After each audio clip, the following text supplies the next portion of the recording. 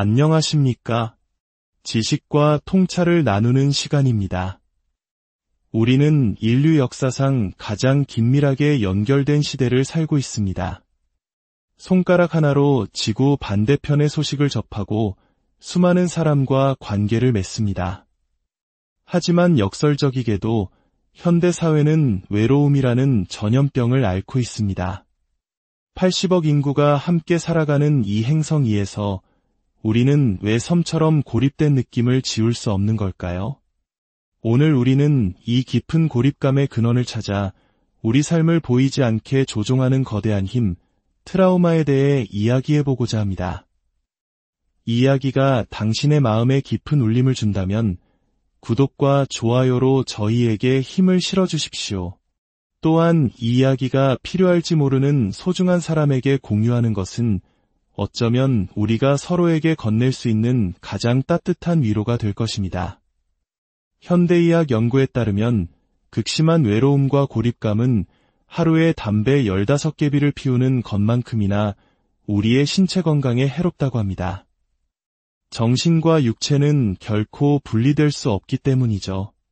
마음의 고통은 반드시 몸의 질병으로 나타납니다. 그렇다면 이 모든 문제의 중심에 있는 트라우마란 정확히 무엇일까요? 오늘날 트라우마라는 단어는 너무나 흔하게 그리고 때로는 가볍게 사용됩니다. 소풍을 갔는데 비가 와서 트라우마가 생겼어. 오늘 소개팅이 끔찍해서 트라우마를 입었어. 이런 경험들은 물론 실망스럽고 속상한 일이지만 엄밀히 말해 트라우마는 아닙니다. 모든 트라우마적 경험은 고통스럽지만 모든 고통스러운 경험이 트라우마가 되는 것은 아닙니다. 트라우마라는 단어는 상처를 의미하는 그리스어에서 유래했습니다. 한번 생긴 상처가 아물지 않고 계속해서 우리 삶에 영향을 미칠 때 우리는 그것을 트라우마라고 부릅니다. 여기서 가장 중요한 핵심이 있습니다. 트라우마는 우리에게 일어난 끔찍한 사건, 예를 들어 전쟁이나 재해, 학대 같은 그 사건 자체가 아닙니다. 트라우마는 그 사건의 결과로 우리 내면에서 일어난 일, 즉 우리 영혼에 새겨진 깊은 상처입니다.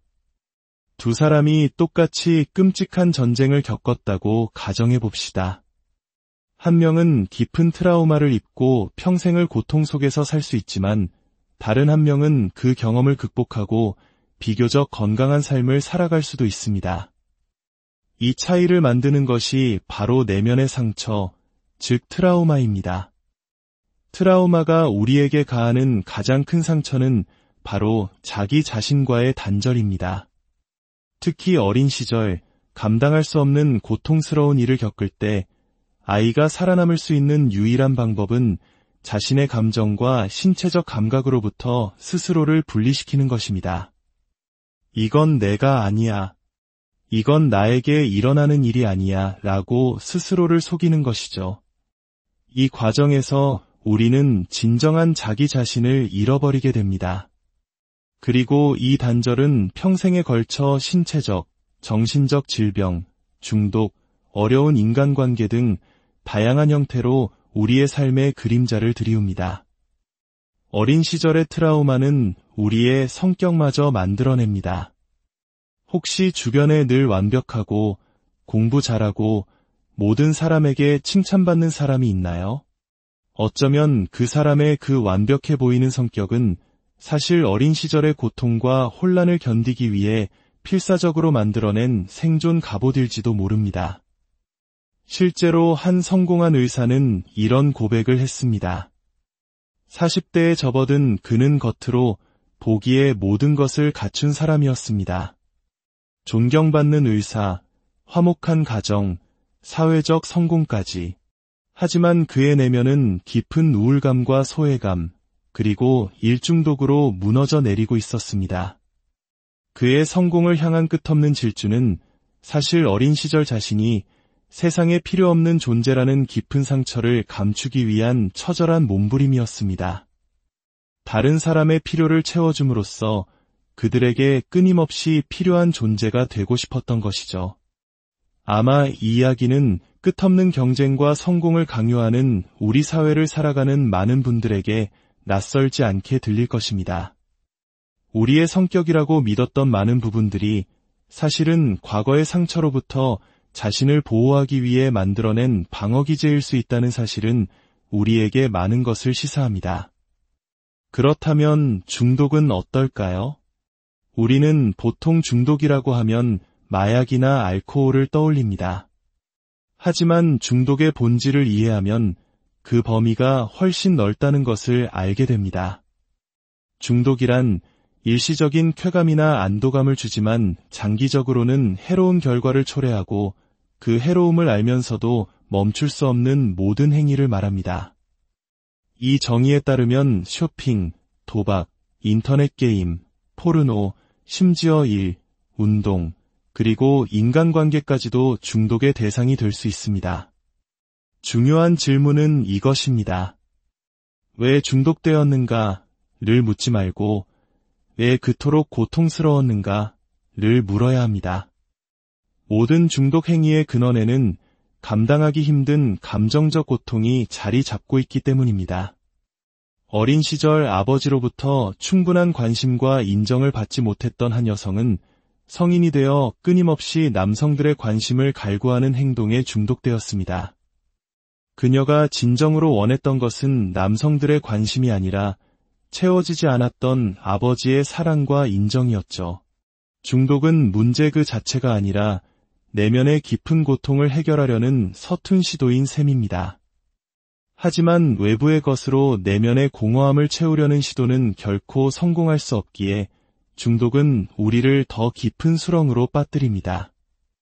이러한 상처와 고통은 한 세대에서 끝나지 않고 대물림됩니다. 우리는 이것을 세대 간 트라우마라고 부릅니다. 이는 마치 우리 문화에 깊이 뿌리내린 한 이라는 정서처럼 말로 설명하기 힘든 슬픔과 고통이 세대를 거쳐 이어지는 것과 같습니다. 알코올 중독자였던 아버지는 자신의 감정적 고통을 술로 달랬습니다. 그 고통은 그 역시 자신의 부모로부터 받았을 상처에서 비롯되었을 가능성이 높습니다. 트라우마를 해결하지 못한 아버지는 자신의 자녀에게 똑같은 상처를 물려줍니다. 정서적, 신체적 학대를 가하고 어머니는 자신의 트라우마 때문에 자녀를 보호하지 못합니다. 이렇게 두 명의 상처 입은 부모는 무의식적으로 자신의 고통을 자녀에게 그대로 전달하는 것입니다. 최근 과학계에서는 후석 유전학이라는 분야를 통해 이 현상을 설명하기도 합니다.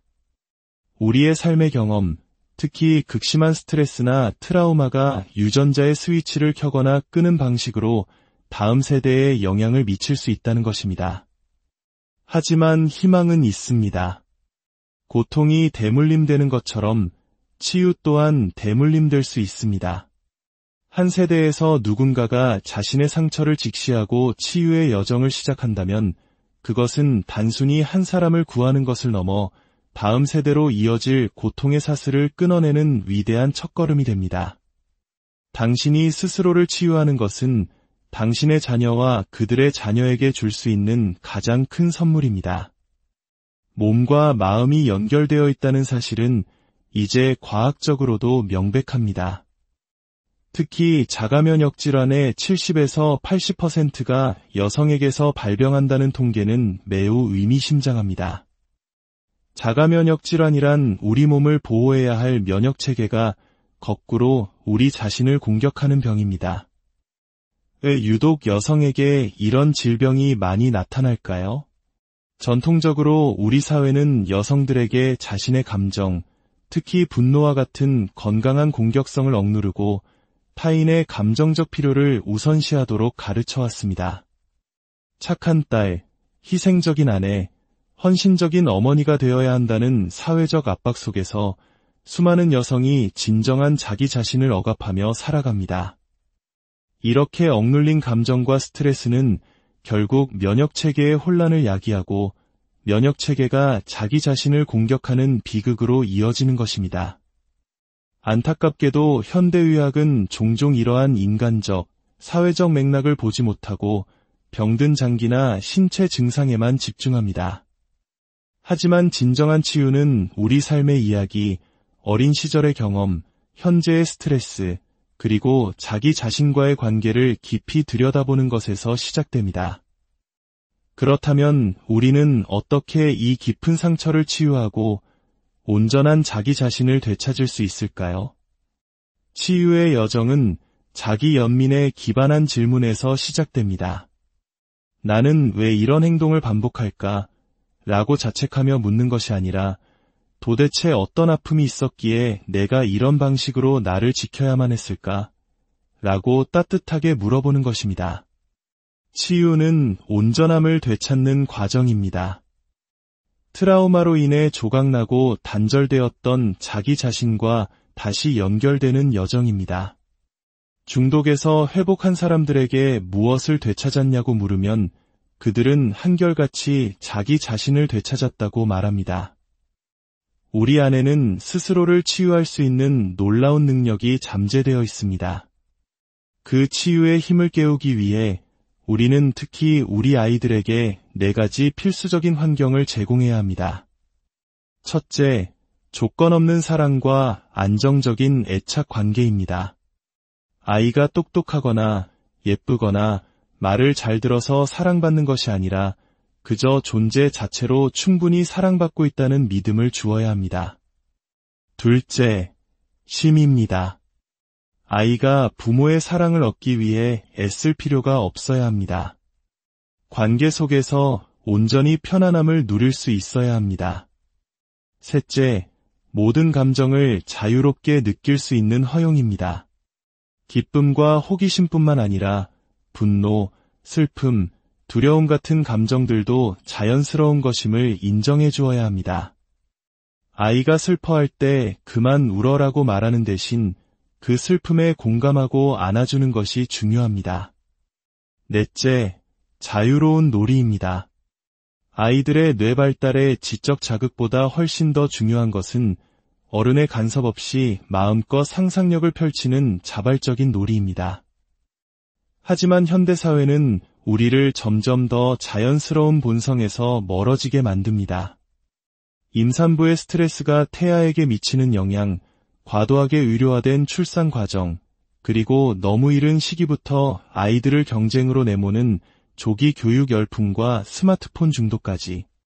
이 모든 것이 우리와 우리 아이들을 자기 자신으로부터 단절시키고 있습니다. 우리의 고통과 중독, 그리고 질병은 개인의 나약함이나 실패의 증거가 아닐 때가 많습니다. 그것은 오히려 과거의 깊은 상처가 보내는 신호이자 자기 자신과 다시 연결되고 싶다는 영혼의 절박한 외침일 수 있습니다. 그 상처를 연민의 눈으로 바라보는 것, 그것이 바로 치유의 시작입니다. 우리 자신을 이해하는 것은 우리 자신을 구원하는 길이며 다음 세대를 위한 더 건강한 길을 닦는 첫걸음이 될 것입니다.